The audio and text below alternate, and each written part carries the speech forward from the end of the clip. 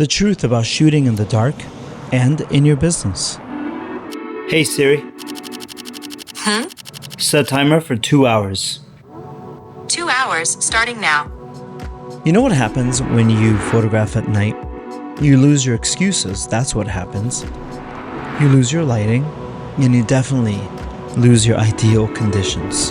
And what happens is, you're forced to work harder. You're forced to work smarter, definitely a lot smarter photographing at night. And the same thing goes with your career. If you want that perfect scenario, it's not coming. You're not gonna get it. You know that, and I know that, so we have to keep moving forward. And right now, everything is absolutely noisy. AI, it's generating the fake perfect, left and right. Perfect skin, perfect hair, perfect pose, perfect lighting. The budgets, they're getting tighter for sure. The competition, it's increasing because now you have artificial intelligence and you have natural intelligence. The thing is, everyone is doing more, and they're doing it faster, and they're doing it even more efficient. But this is what no one is telling you. You don't need more gear. You need to drop that. You don't need better clients. Drop that too. You don't need to move as fast as you can. You need to stop that. What you need to do is just keep moving. What you need to do is treat this like a marathon and not a sprint. Because right now, photographers are acting like they're stuck. And truthfully, a lot of people are. The photographers that I see day to day, they're still waiting. They're complaining. And they're watching AI and saying, it's not fair. Okay, so what? Of course it's not fair. It's never been fair. Now let me ask you this. Are you actually creating? Or are you sitting around hoping to be rescued? Hoping someone else does the rescuing? Hoping someone else comes and saves you? Because the photographers who make it, they shoot every day. They shoot with their cameras, they shoot with their phones, they do whatever they can to create every single day. In dark times, in busy times, in times where they don't have a big enough budget, and in happy times. They keep shooting because they know some shots are going to suck. Some shots are going to be just okay. A few, though, they're going to be great, and all you need is a few for your portfolio. But what happens to the ones who stop shooting?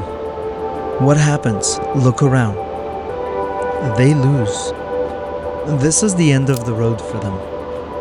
And that's why I want you to pick up your camera and shoot. Whatever the subject is, still photograph. See, night shooting forces you to see things differently. So does a tough market. No budget, get scrappy.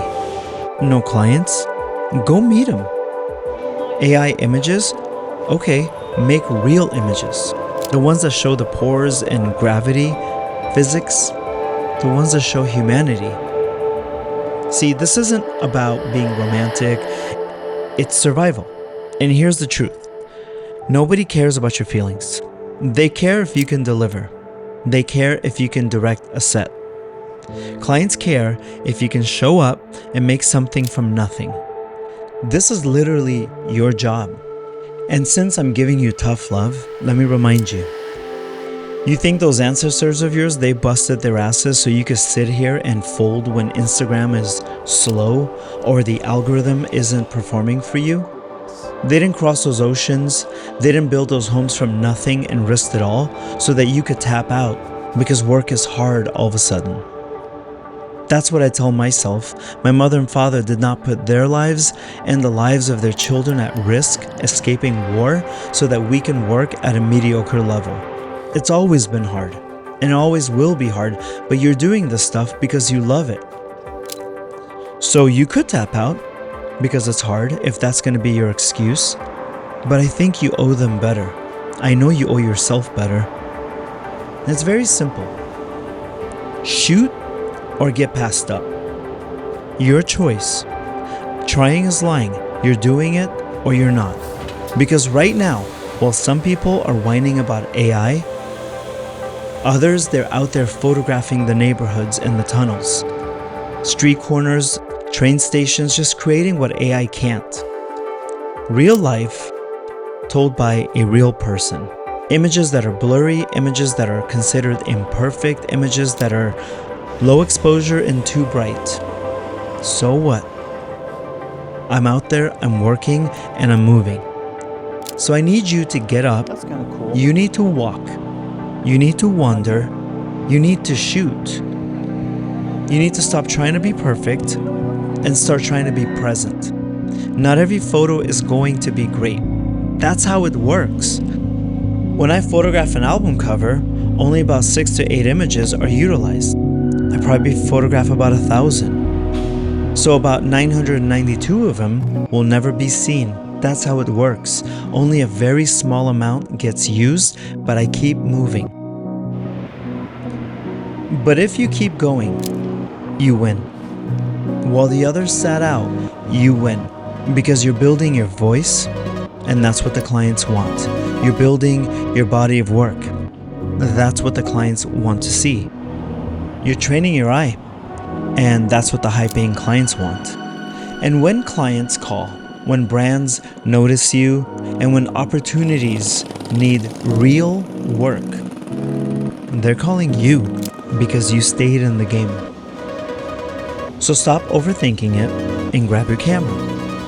Get out, go photograph something, go somewhere new, go somewhere you're used to. Go make something, because that is what separates a photographer from the people who used to be photographers. Subscribe if that's you, the kind who still shows up. If you need support for your business, my complimentary Discord Academy is called VBA, Visual Business Academy. It is for filmmakers, for photographers, and videographers. It's linked below in the video description and in the first pinned comment. My name is Walid Azami. My website is at walidazami.com.